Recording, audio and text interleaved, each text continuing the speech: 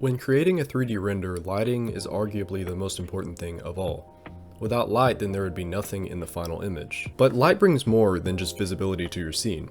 It has the ability to completely change the color, brightness, and overall mood of the art that you're making. For example, in a black and white image, only light is visible. The picture has shadows, midtones, and highlights that are all represented on a black to white spectrum. So if you take a black and white image and apply a color filter of some kind to it, then you completely change the color and mood. You can have any color that you want in a scene, but what is going to overall matter and make most of the difference is the light values in your image.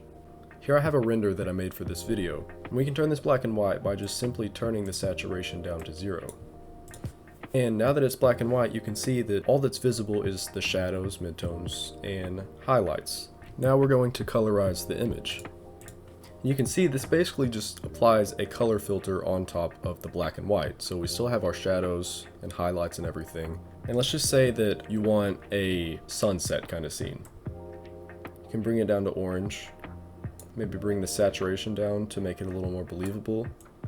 Now, you basically have a sunset scene, just from a black and white image because you overlaid orange on top of your light values.